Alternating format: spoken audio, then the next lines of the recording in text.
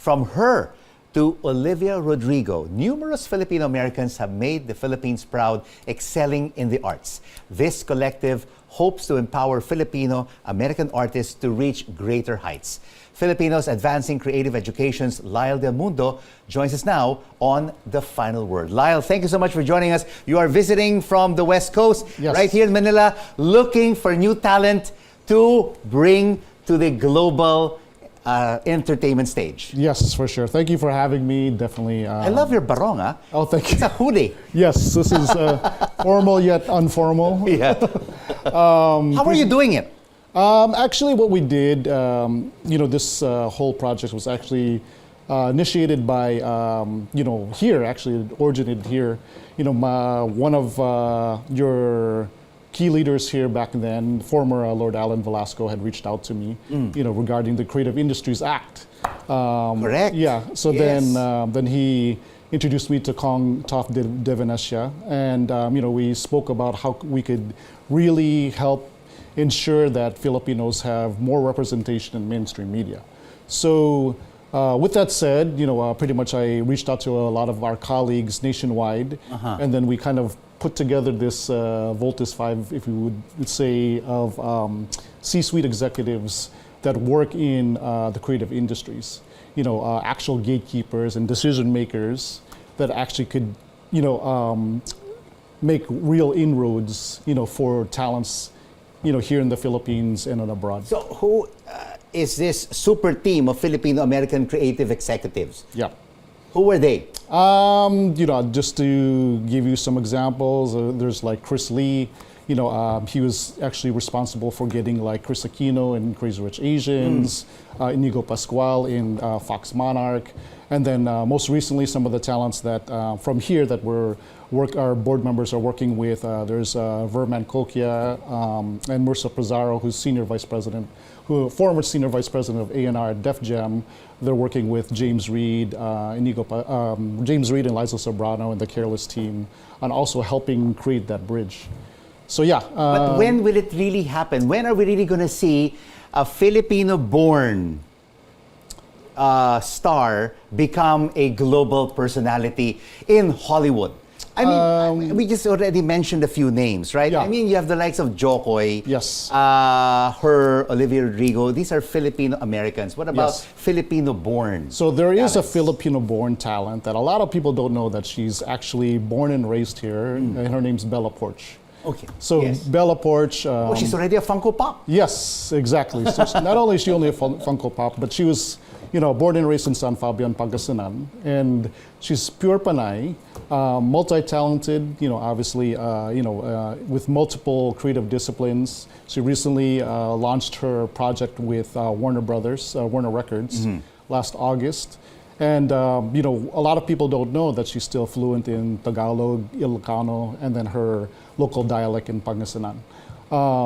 She is hopeful to make a return here, a homecoming back to the Philippines, to help not only give back to the community but also to showcase her talent. So Lyle, what are you looking for in the Filipino talent to export these talents to Hollywood and to the global entertainment scene?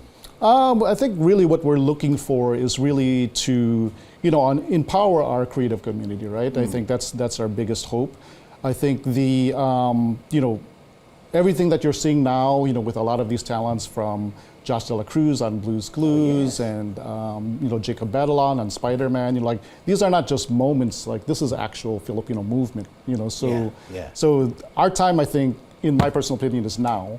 And I think, working with the Philippine government and a lot of the media companies here and the studios here, and helping educate each other on the best practices, up-to-date technology, and then really creating that stronger bridge where it's not just one way from the Philippine talents to the States, but also coming here. Correct. I'm sure it's just a matter of time before we have a Marvel Filipino superhero, or a DC Comics superhero. Yes, right? This is correct. Or one of the heroes of Star Wars. Yep. Right? It's just a matter of time. But of course, I mean, more than Hollywood, Lyle, just in the neck of our woods, right here in Asia, you have South Korea, Yes. making it big worldwide. The trend now is about the Hallyu wave. Filipinos watching us right now are crazy Yep. about K-pop star and K-drama stars. Oh, and yes. of course, that movement in South Korea started way back. Yes. 20 to 30 years ago. Yes. Do we have that infrastructure?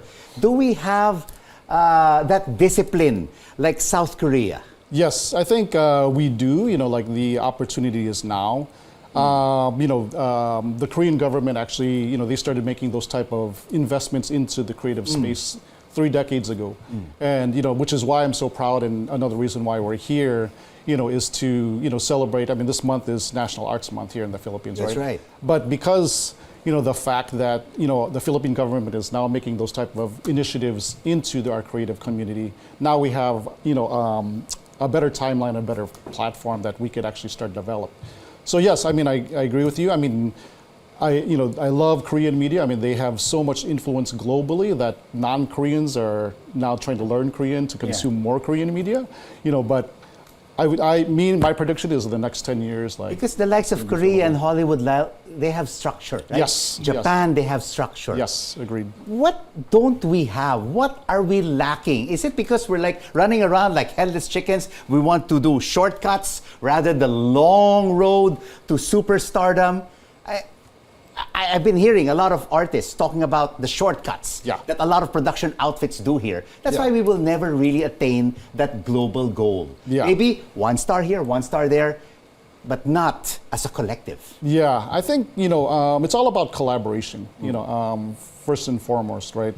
Like our local partners and collaborating with our local nonprofit partners here is the Funko Fanatics here in the Philippines. And I mean, we've already had a number of Filipino personalities. Yes. Oh, totally. I mean, what do you call this? Immortalized on totally. Funko Pop, like Jose Marichan, you have the Jollibees, you have Bella Porch, right? Who else? There's her, Joe Coy. Yeah, that's right. Quite a number. Yeah, Jabawakis. There's quite a. This dance group. Yeah. And So hopefully more. Oh, yeah. That Filipinos can look up to and aspire. For and sure. be inspired to be global celebrities. Yeah, like you could one day be totally immortalized in this character. What about the local industry leveraging our content on international streaming services and digital entertainment? We're seeing quite a number of that already happening on the likes of Netflix, Prime Video, HBO. Yes. But we're still not seeing it on Disney Plus, not yet. Not yet. I mean, there's a lot of Asian content that's coming out now on Disney Plus. But I could foresee like in the next 3-4 years that there will be more Filipino American contents coming out. Just so that we could have better representation again in mainstream media. But of course, it's not only in Hollywood. Yes. I mean, we want also Filipino talents to be popular in South Korea. Yeah. I mean, billboards in Seoul, in Tokyo. Right? It's not just about Hollywood. We want them to really be full-fledged global celebrities. Oh, I agree. You think we're getting there? Oh yeah, I totally think that we're getting there. There's one thing that I've been seeing a lot of trending in, is a lot of Filipinos now are so proud of waving the flag, right? So and they even integrate it into their art, into their craft. For example, like her when she was a part of the the last Beauty and the Beast.